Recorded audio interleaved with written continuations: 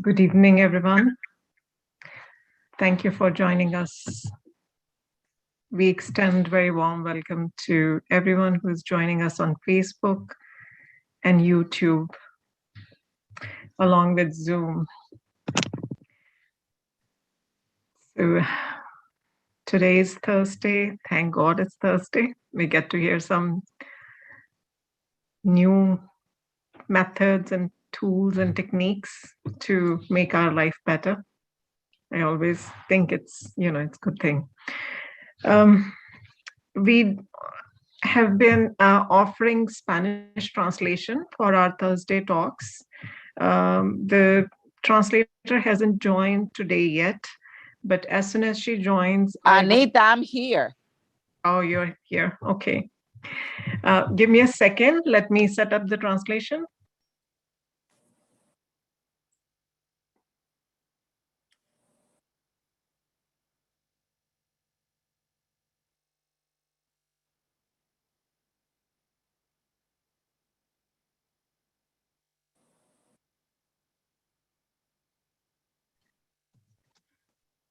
Thank you for your patience, everyone. So we do have the option of listening these lectures in Spanish language, if you prefer. On the bottom, on your Zoom window on the bottom, you will see a little icon which looks like a globe. If you click on it, you will see the options for different languages, and you can choose your preferred language. So today's topic is remember to forget. Interesting. I really love that phrase. I think memory is such a beautiful gift. What will be life of human beings without memories, right? And of course, memories we can look at it from a lot of different perspectives. History is also part of memory, and it impacts and affects our lives, and it shapes up also, but I'm not going to touch on that. Just want to talk the aspect of this for an individual, or the impact of it on an individual's life, right? In my friend and family circle, I often end up saying that life is all about building memories, collecting memories, right? But nowadays, in this fast pace of life, we are forgetting. We always forget some things. We cannot remember everything.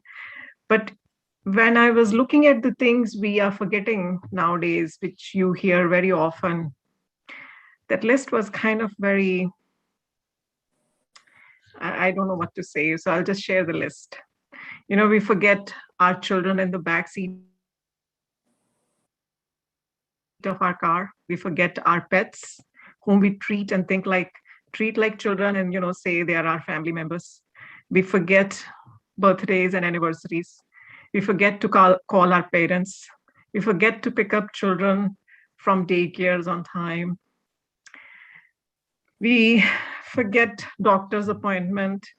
We forget parent-teacher conferences, and the list goes on and on. And I was thinking these are all very important things for an individual, right? If we are forgetting this, if you visualize the memory as a cupboard with the small cubby holes, right? All of those holes are occupied with some memories. But if these are not there, that means it's replaced by something else.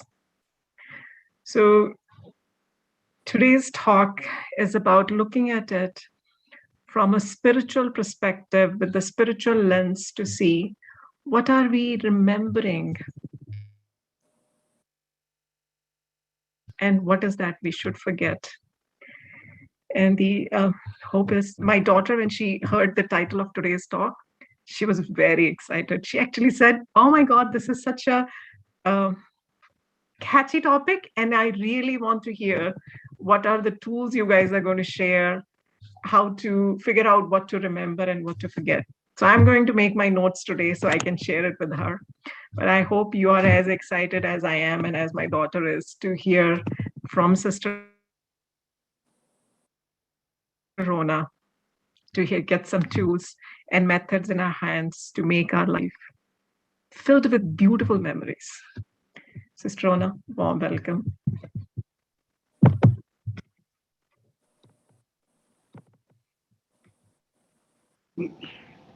Good evening, everyone. Is this sound okay? Yes, sound is good. Anita, you need to highlight the spotlight, otherwise, the recordings pick up.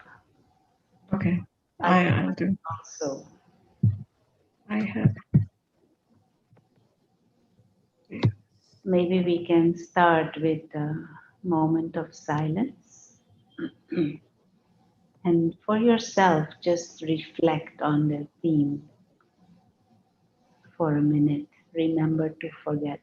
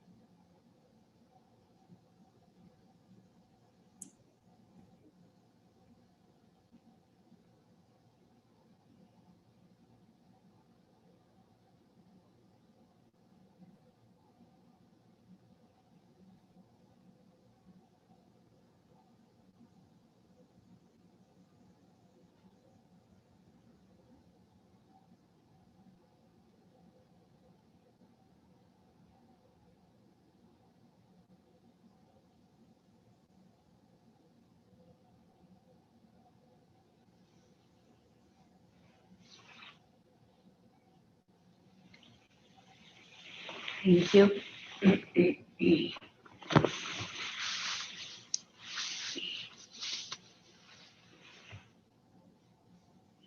We all have experiences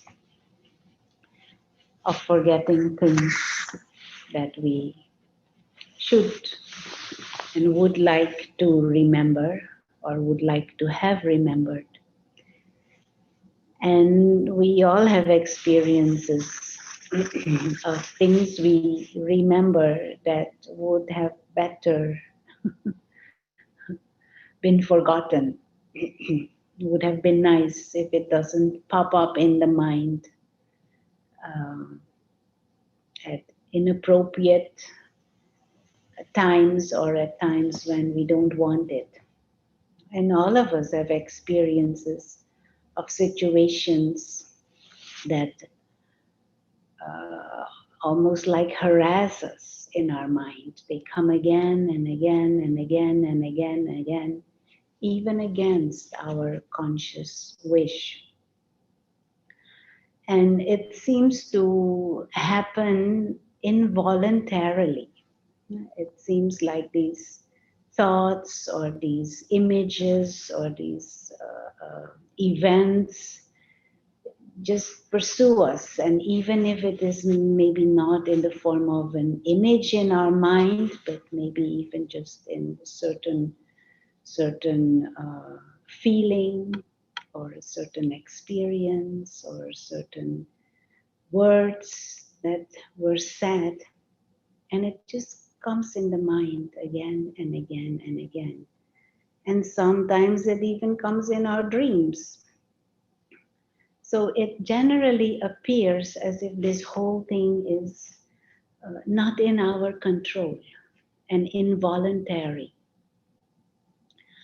and as if we are uh, at the mercy of some greater force that makes us forget certain things or that makes us remember certain things.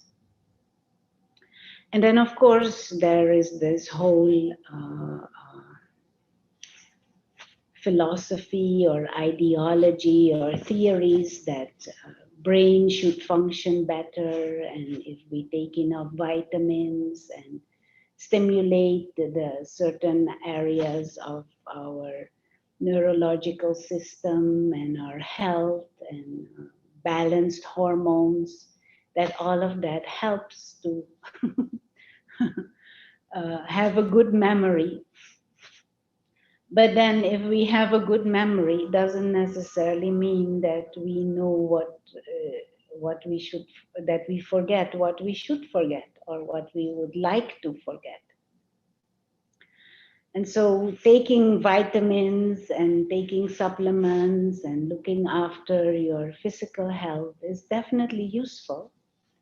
And it is definitely good to look after the health of the brain and the body.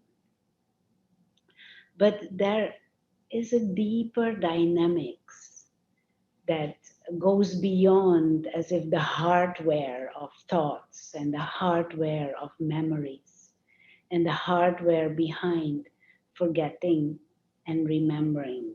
No, the brain is like the hardware, but something deeper is happening to us and with us that decides whether certain things are remembered, whether certain things stay in the mind and harass us again and again, or whether certain things are merged or only recalled at times of need or even completely merged and as if forgotten.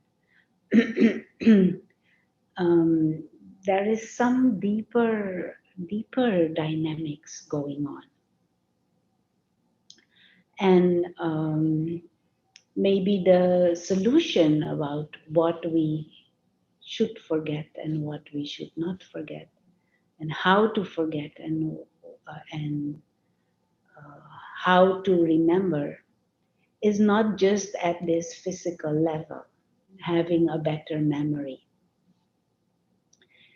Um,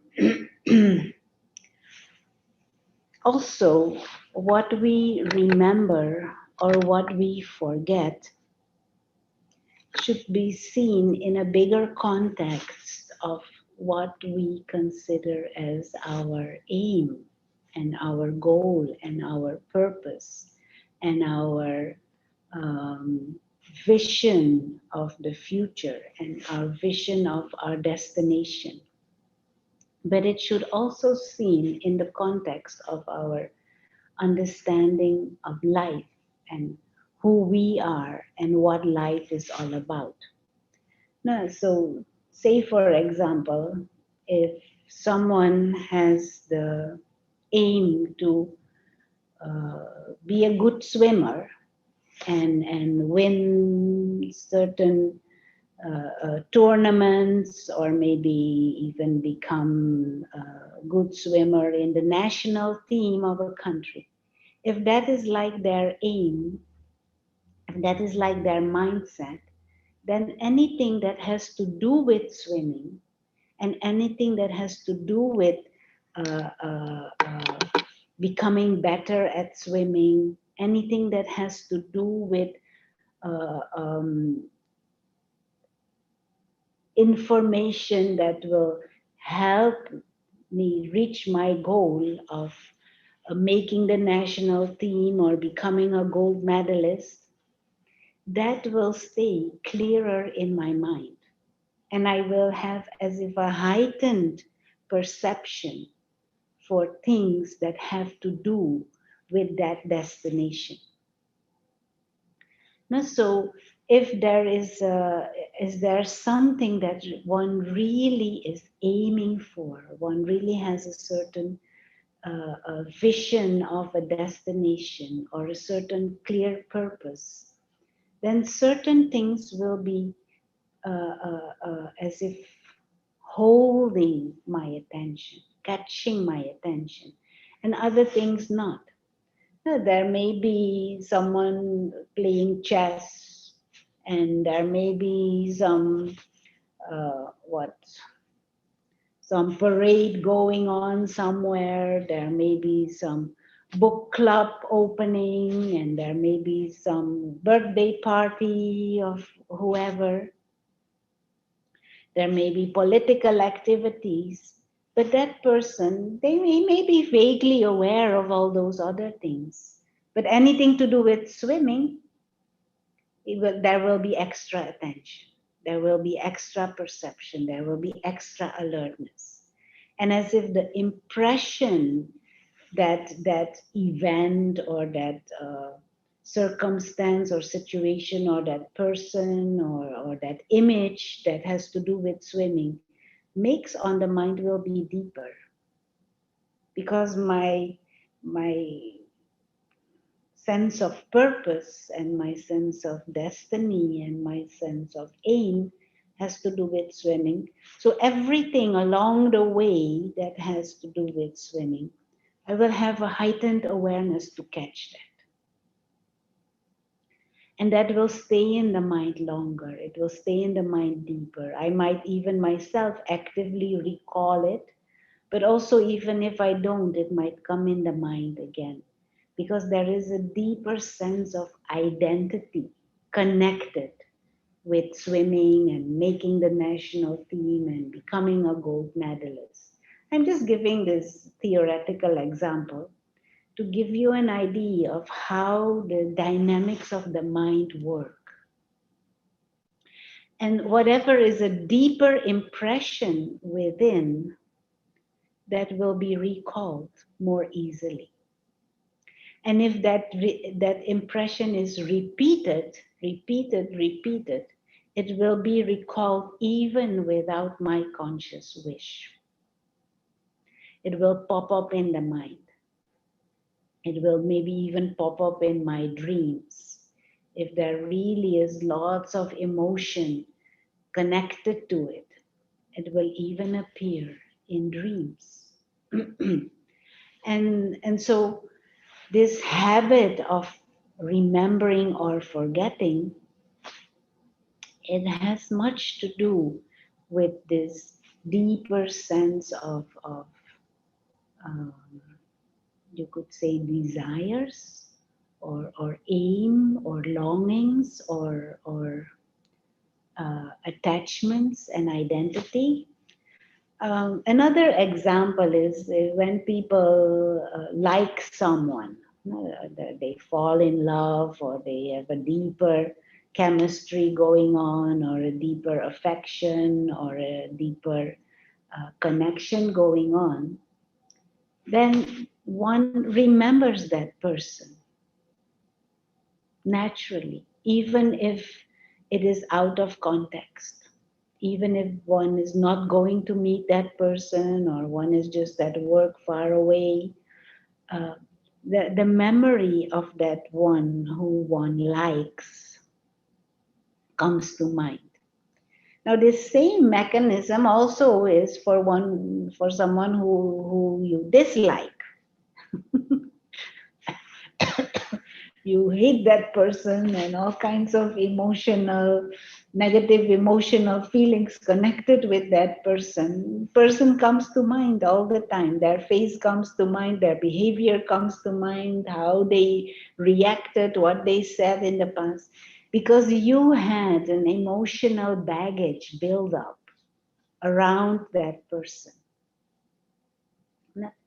Equally if it is positive or equally if it is negative, there is some deeper attachment, a deeper bondage, a deeper affection going on there, and so it comes to mind.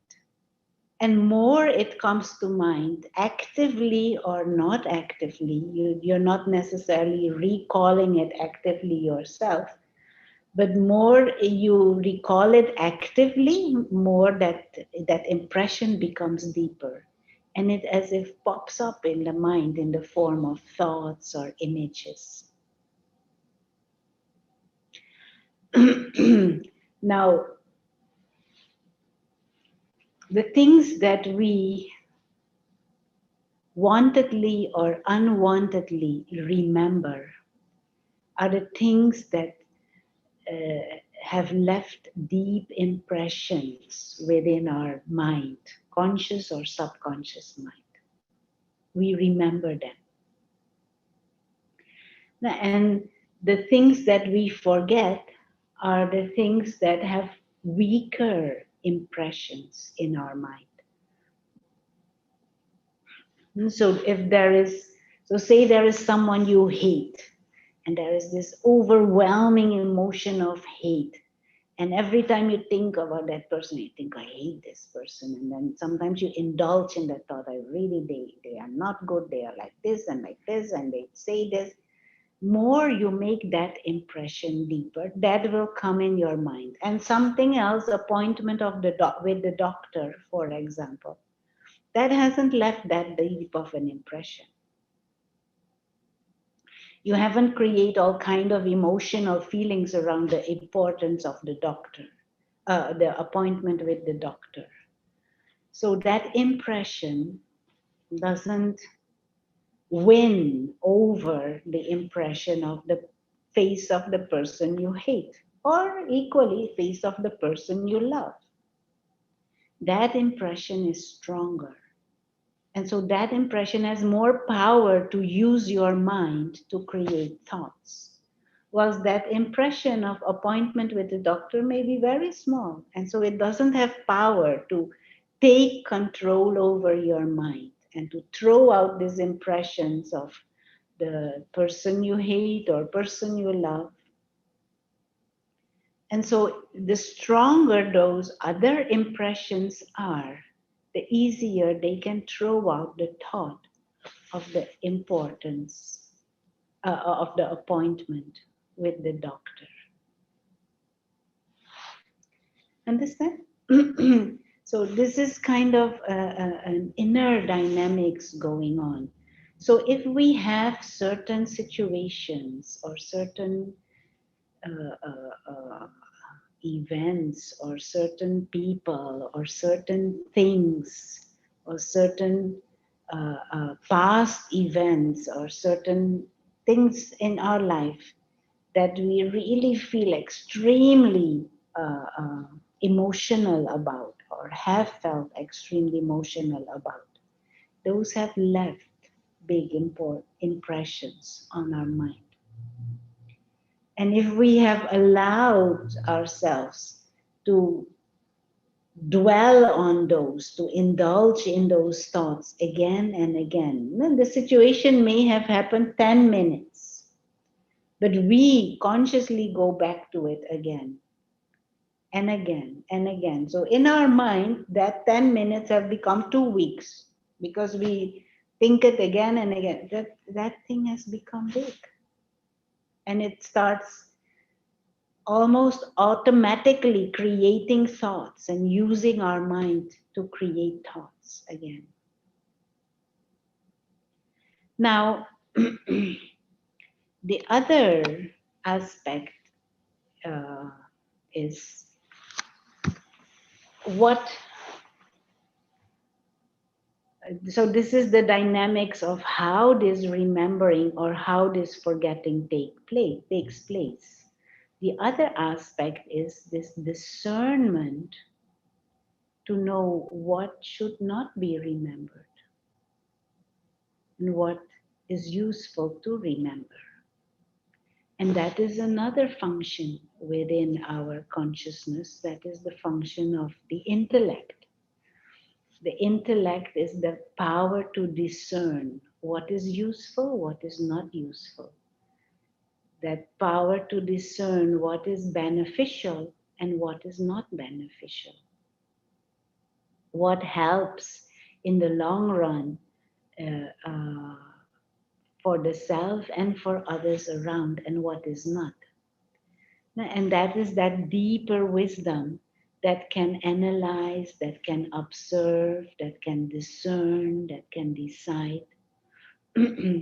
And both these functions, that mind that is impressionable and then recollects these impressions, or that discernment power to decide which is useful and which is not. Both these functions need to be, we need to kind of train ourselves to use this in a more efficient, more effective, more refined way for ourselves. Now, because we cannot, most of the time, we cannot choose situations that happen or things that come in front of us or people that we have to interact with. We cannot many times we cannot choose, it just happens. But we can choose to decide whether to linger on it or not. We can choose whether to give it importance or not.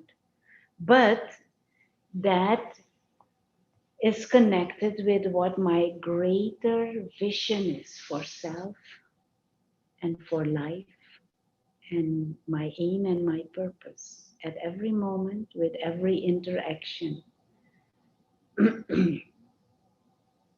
And so, what is my perspective on life in general?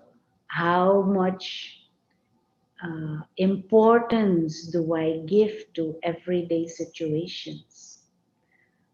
What is my sense of identity and purpose in life also? Because that is what will decide my attitude towards things. Now, this example of the person who wants to be on the national swimming team and wants to go for gold, there, that the attitude towards everyday situations is different from someone who doesn't have any purpose at all. Whatever life brings, however things go, and I have to go to work and I may be dragging myself to work, but that is just because I need money, but not because there is some deeper motivation to do things. Someone like that will be at the mercy of whatever is happening, will not have any filter, or will just go after superficial pleasures and will carry all kinds of impressions because there's no filter. There is no filter of what is useful to remember and what is not useful. What is useful to let uh, um, to to let this impression in my mind grow or not. Now we'll go over to the board. I'll draw some things to help us understand these dynamics a little bit better.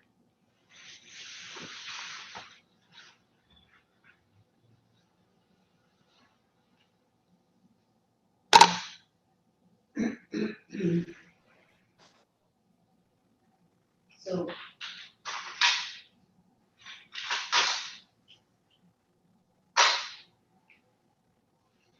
if this is the mind, and part of the mind is subconscious, no? So this is the conscious part, and this is the subconscious part. And this is the body. And through the body, we see certain things, we hear certain things, we smell certain things, we taste certain things, we interact. And so through this body, certain impressions are created in the subconscious. So say, for example, a simple example of eating pizza. This is a slice of pizza. What are they called? Pepperoni pizza.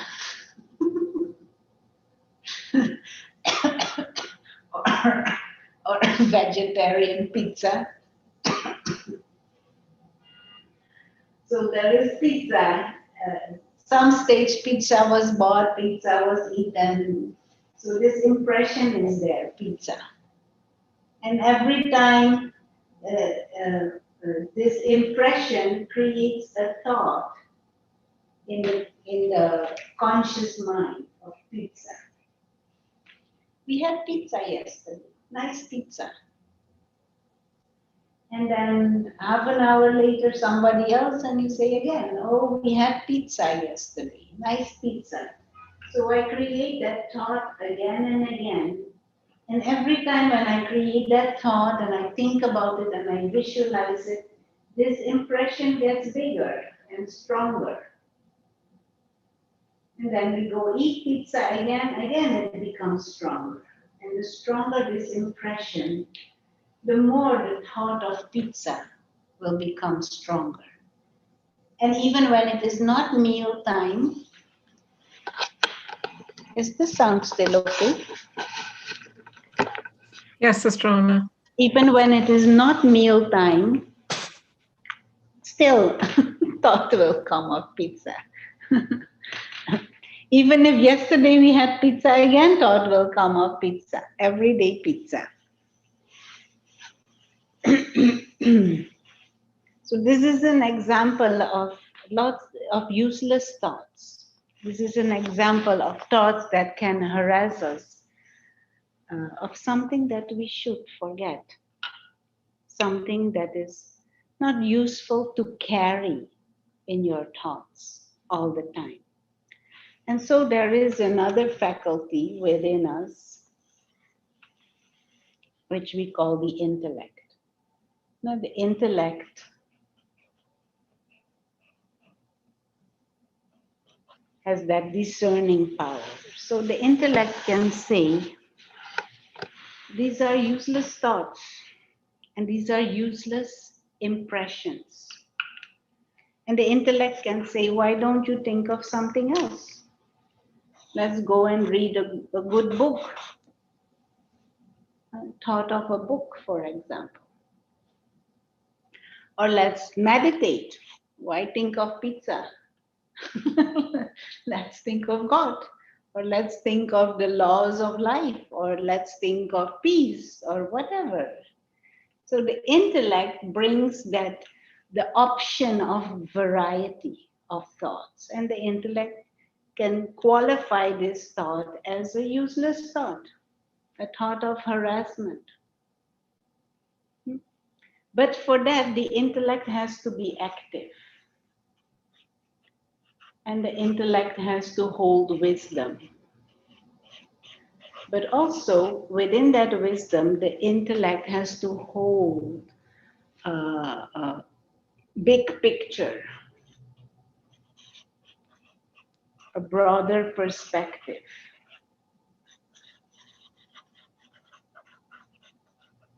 The intellect can hold, for example, the perspective, life is not about food.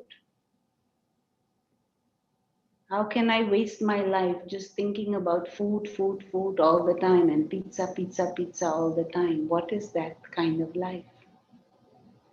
That is what the intellect has to do. The intellect can say you have a higher purpose of life. What is your higher purpose of life? Is it learning? Is it growing? Is it spiritual purpose? What is that purpose? And does pepperoni pizza all the time in your mind help you in that bigger purpose and that bigger perspective?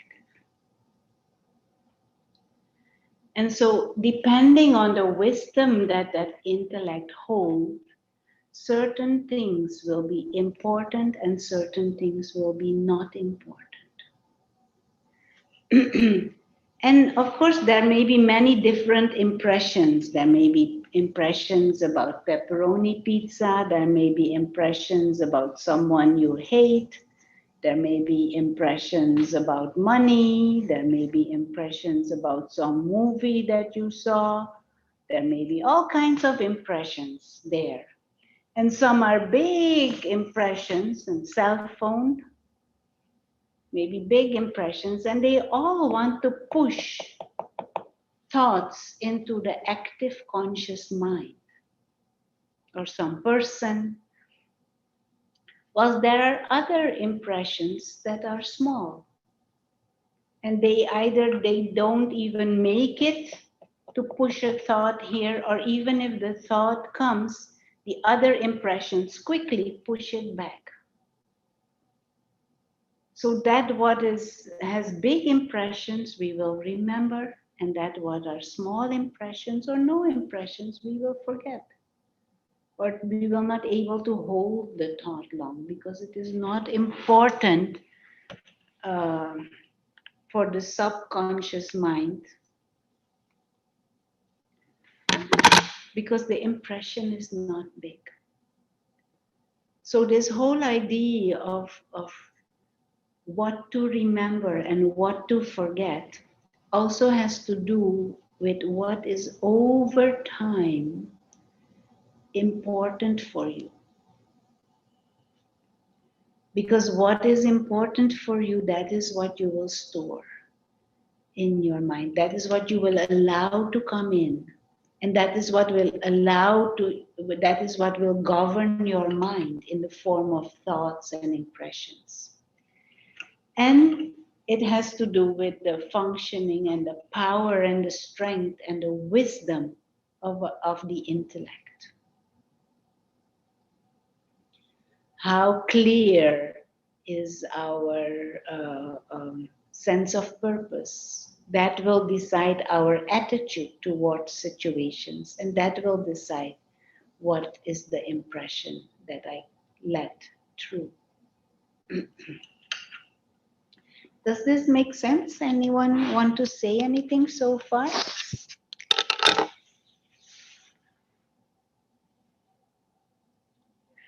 Now, what is that kind of, you could say, mindset and that attitude of the intellect that will help us to move on easily, and that will help us to um,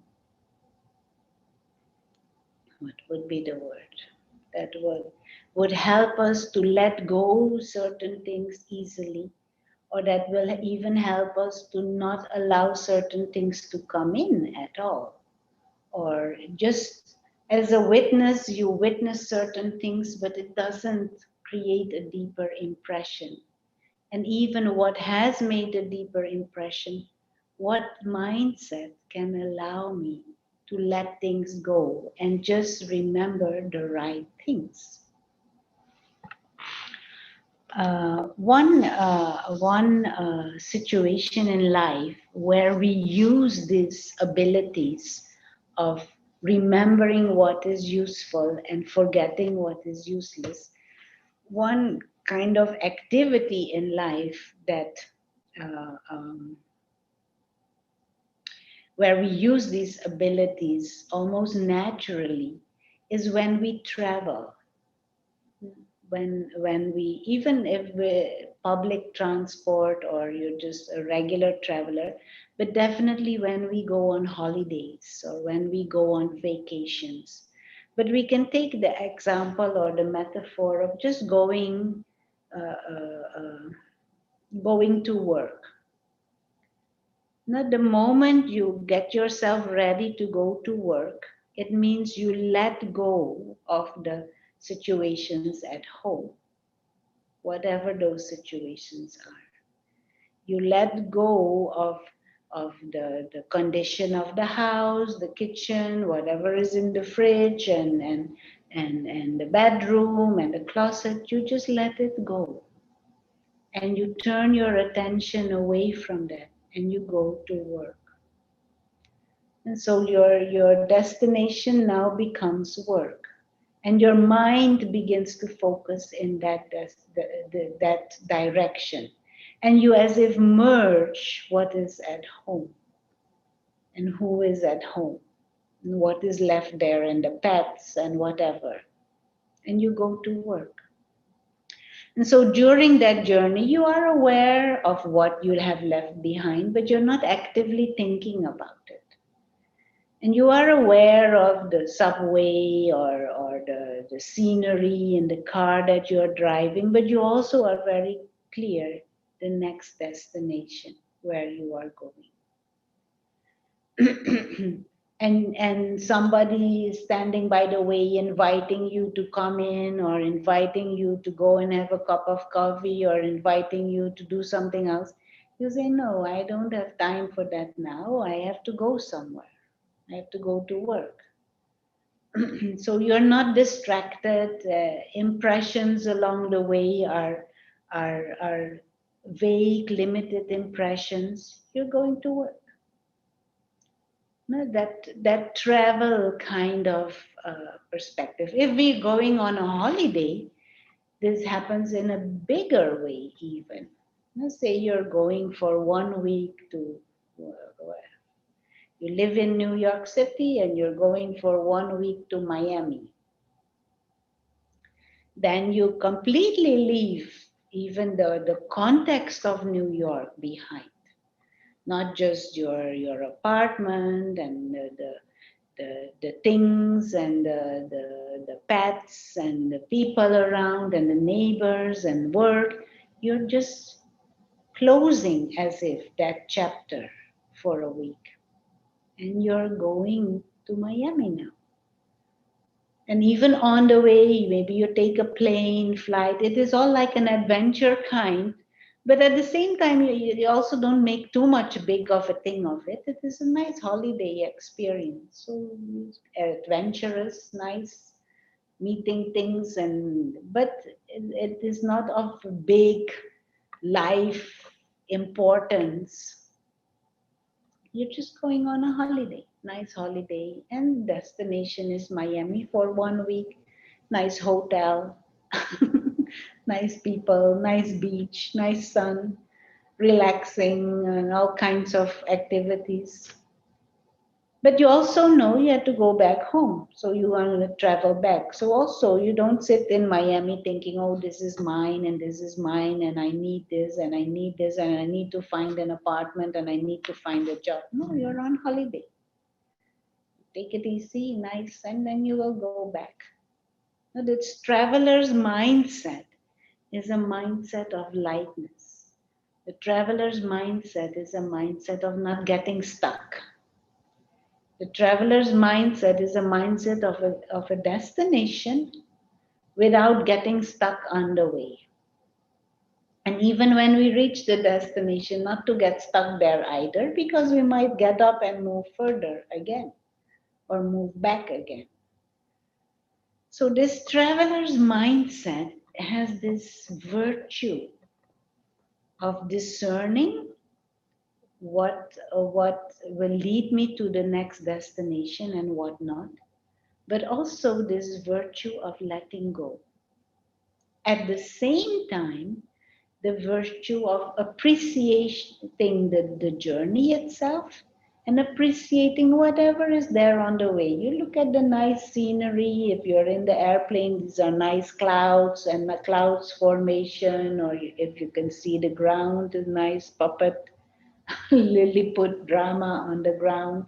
So you appreciate, you enjoy, but you don't get stuck in anything. Same thing in the larger context of life.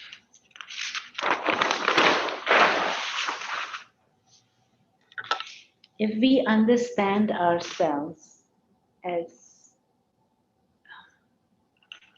see this? No, this is not good.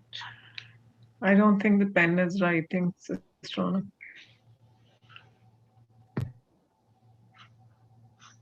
If we understand ourselves as beings of consciousness, spiritual beings of consciousness, who are like invisible experiencers.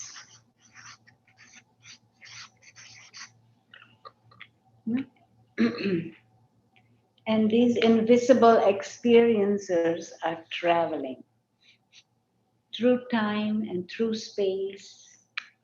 And on the way, they use a body as a vehicle. Body is like a vehicle.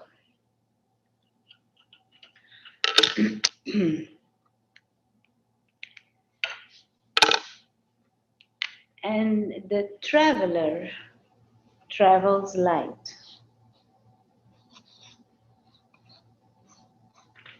So if we play with this state of mind of a traveler and see life as a journey, and within that journey we may have certain aims and certain objectives and a certain destination, but the overall idea of it, it is a journey, and it begins with birth and it ends with death within this body. But maybe after this body, the journey continues for the being of consciousness. So that is like a bigger picture. Now, on the journey, all kinds of things happen. Should we carry all those things? Or should we only carry what is useful? Only carry what is beautiful? Now, if the intellect holds this bigger perspective, and over time, more you get this alertness and this awakeness, allow only things that are useful for the journey to make a deeper impression and not fill your mind with all kinds of impressions that are useless. Then we will naturally remember what is useful, and we will naturally merge and let go what is useless. Now, to give us an example of some activity that fills our mind with lots of useless impressions.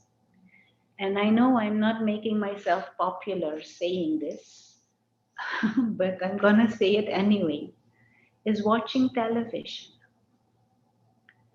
and watching all kinds of what is it, shows and all kinds of forms of information that comes through us.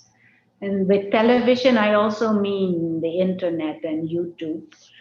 But we are bombarded with all kinds of impressions, with carry all kinds of emotional baggage with them. And those impressions get stored.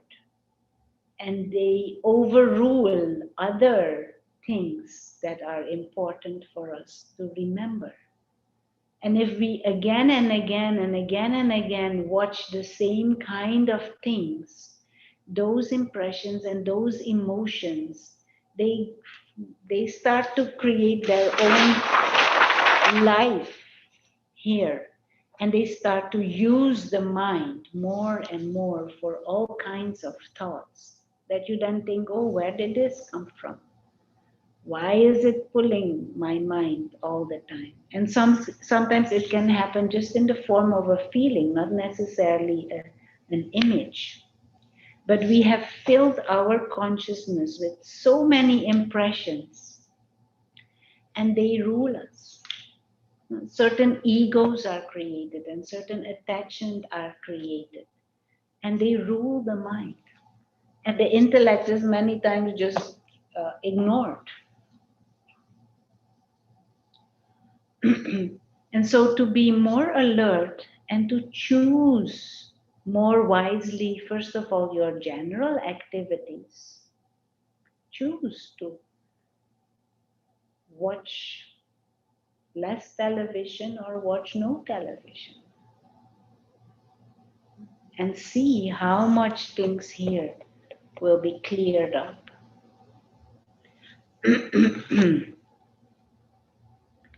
This is for you to experiment with.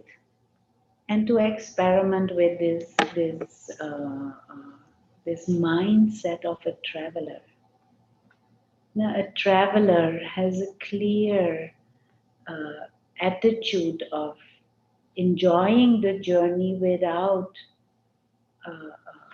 carrying everything along. This virtue of appreciating, enjoying, learning, interacting, exchanging, but letting go also. And life as a whole is a journey. The experiencer comes into this physical world, comes into this body, experiences a lifetime of activities and interactions, and then leaves again. And nothing can be taken with us. So in a real sense, we are travelers and visitors. But within this visit, what is the most useful way to travel? And what would I want to interact? How do I want to interact? And what do I carry and what do I not carry? Hold that wisdom of a traveler's mind and a traveler's intellect.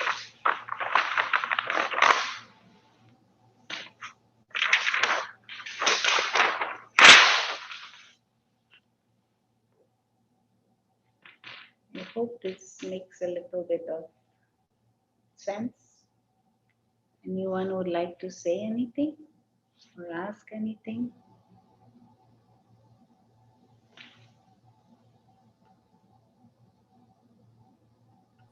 Sister Rona, it's Joanne. I have a question going back to the television. When I watch TV, I only watch really good things that uplift me and make me feel good. So I don't like anything but violence or blood or anything like that. My favorite channel, to be honest with you, is the Hallmark channel because I feel like it has nice morals and values to it's family oriented.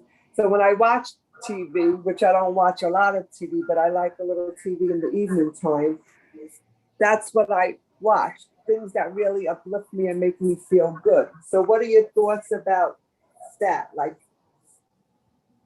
I know you said TV, be mindful of TV and what what we're putting into our mind. But what if the TV that we do watch, which is not a lot, but what I do watch is things that make me feel good, that uplift me, that are nice shows with morals and values and nice things. What would your comment be on that? Yeah.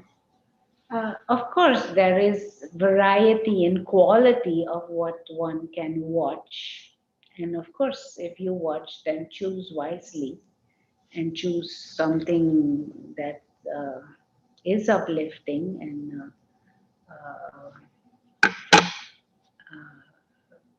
filled with some deeper richness. But to experiment also with this may be a bit more deeper yogi choice or for choice for your spiritual growth.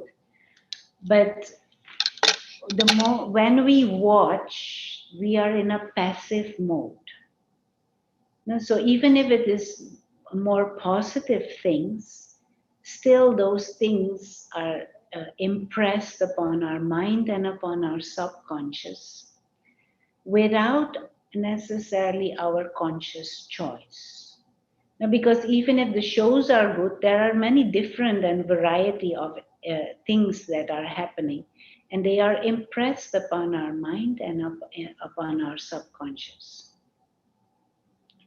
And so, still, it creating impressions which can create thoughts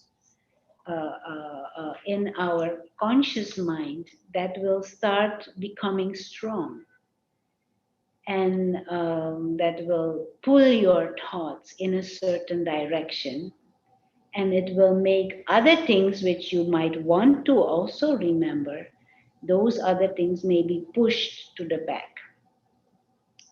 Because that watching television is a very passive kind of mode, we are more easily impressed.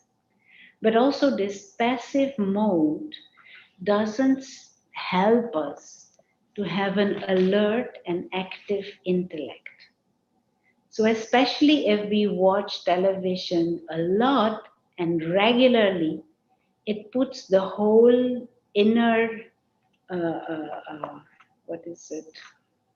This mechanism of the mind and the intellect in a more dullness kind of mode. And our own creativity and our strength to discern and come up with entertaining ideas and beautiful ideas, that ability gets lowered through this habit of watching. Now, if you watch one time, it's not going to create a chaos in your mind. And or if you are occasionally seeing something, it is not going to create chaos, although even one time watching will create impressions. But if we really want to be boss in our own mind, it would definitely not be useful to be addicted to watching television. And it will definitely influence your capacity to remember or to forget what you should and want to forget.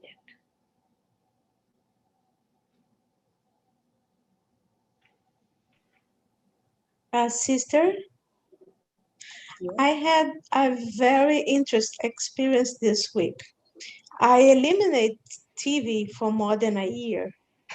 So this week I said, oh, let me take a peek. And I said, well, I'll check something, that is not bad, fun, maybe a cartoon.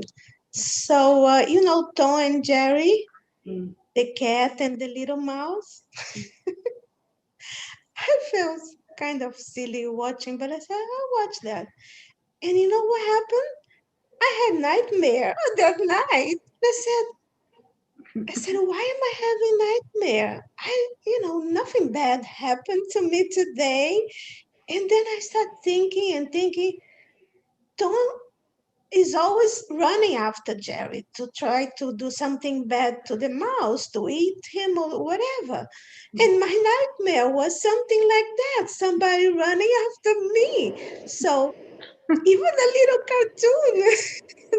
I said, maybe my mind is so clear of TV that I not even Tom and Jerry. It's incredible. Yes. Because we are in an absorbing passive mode, mind is easier impressed, impressionable, but also the dynamics of films, they are made in a way that it impacts the mind. And just be wise about this and know about this dynamics. So if you want to be more in control of what is happening here, it doesn't help to be watching all these kinds of things.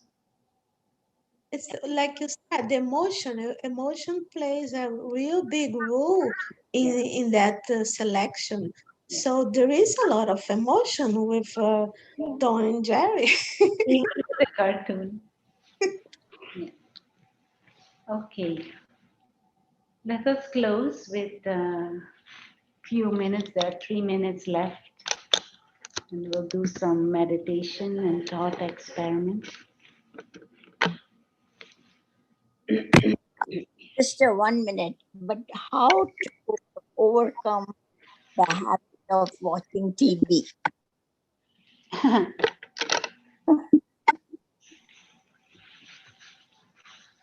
That is just a choice.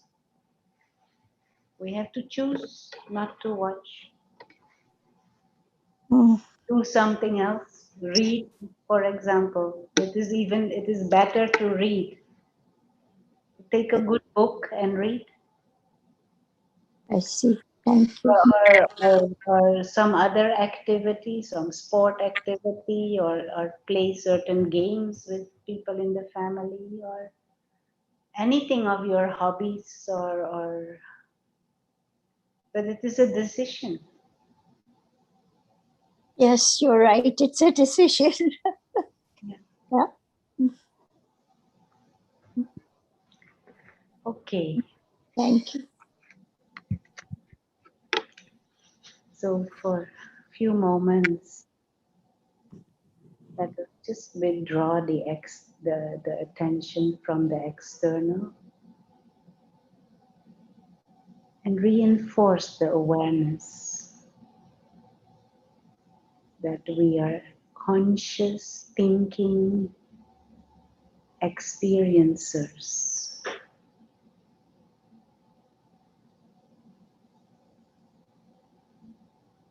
Souls, invisible beings who are travelers.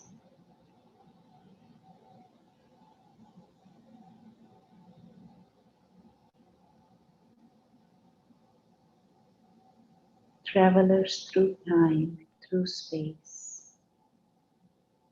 And situations come, situations go. Interactions come, interactions go.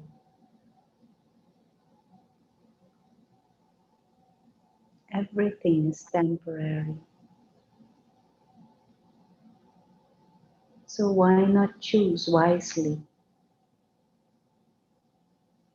what to allow into our consciousness and what not?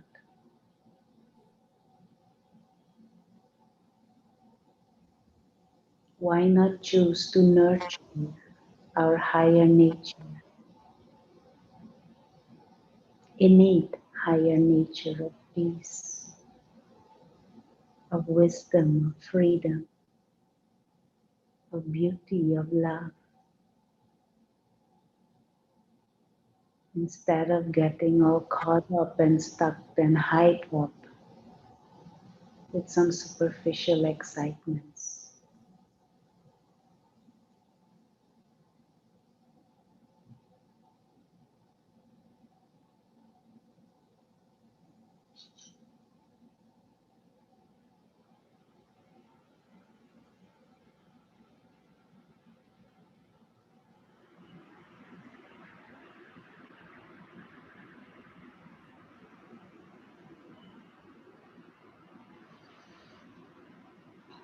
And as we continue the journey, let's just hold this uh,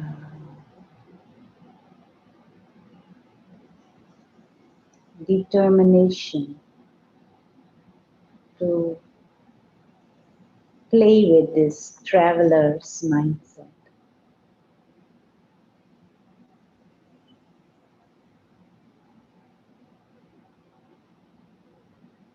Om Shanti. Thank you.